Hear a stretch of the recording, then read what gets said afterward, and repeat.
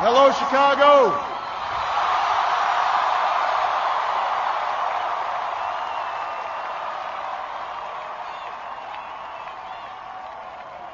If there is anyone out there who still doubts that America is a place where all things are possible, who still wonders if the dream of our founders is alive in our time, who still questions the power of our democracy, tonight is your answer.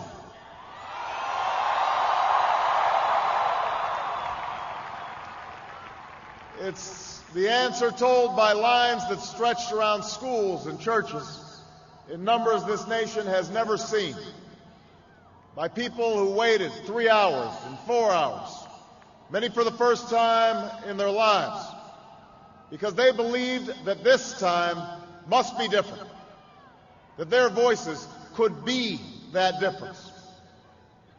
It's the answer spoken by young and old, rich and poor, Democrat and Republican, black, white, Hispanic, Asian, Native American, gay, straight, disabled and not disabled, Americans who sent a message to the world that we have never been just a collection of individuals or a collection of red states and blue states. We are and always will be the United States of America.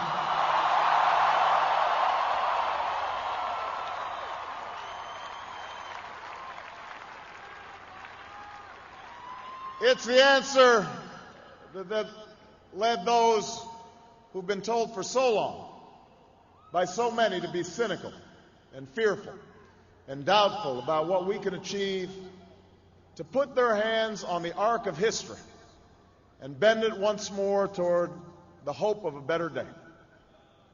It's been a long time coming, but tonight, because of what we did on this day, in this election, at this defining moment, change has come to America.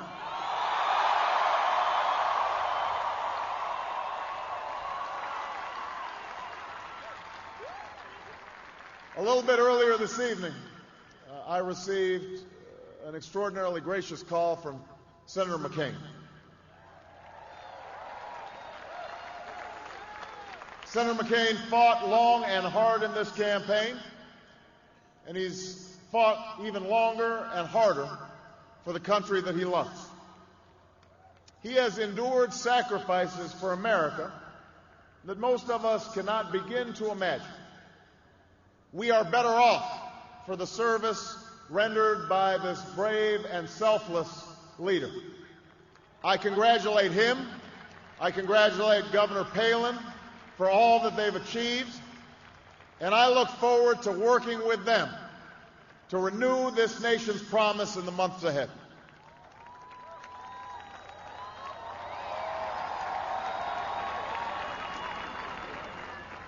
I want to thank my partner in this journey, a man who campaigned from his heart and spoke for the men and women he grew up with on the streets of Scranton and rode with on the train home to Delaware, the Vice President-elect of the United States, Joe Biden.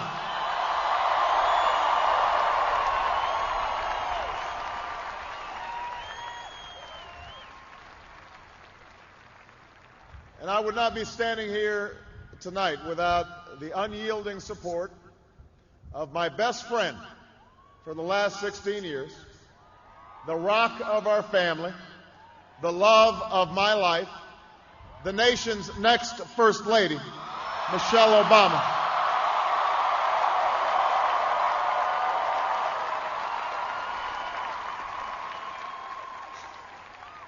Sasha and Malia, I love you both more than you can imagine, and you have earned the new puppy that's coming with us to the White House.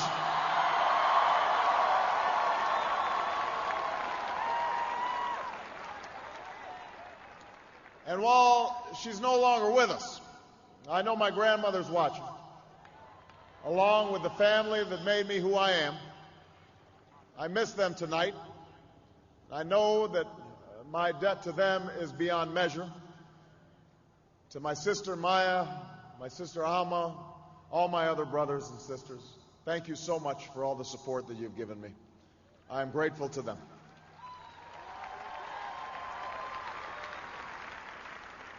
To my campaign manager, David Plouffe,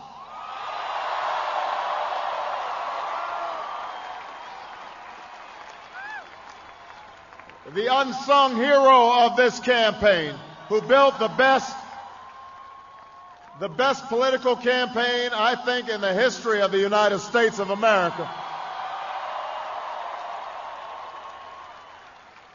To my chief strategist, David Axelrod, who's been a partner with me every step of the way. To the best campaign team ever assembled in the history of politics, you made this happen, and I am forever grateful for what you've sacrificed to get it done. But above all, I will never forget who this victory truly belongs to. It belongs to you. It belongs to you. I was never the likeliest candidate for this office. We didn't start with much money or many endorsements. Our campaign was not hatched in the halls of Washington. It began in the backyards of Des Moines, in the living rooms of Concord, in the front porches of Charleston. It was built by working men and women who dug into what little savings they had to give $5 and $10 and $20 to the cause. It grew strength from the young people who rejected the myth of their generation's apathy, who left their homes and their families for jobs that offered little pay and less sleep.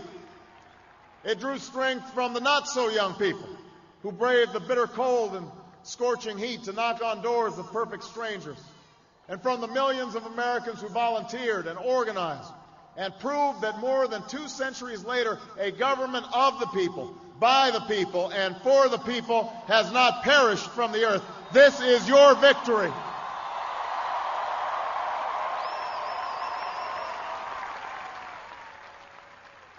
Now, I know you didn't do this just to win an election.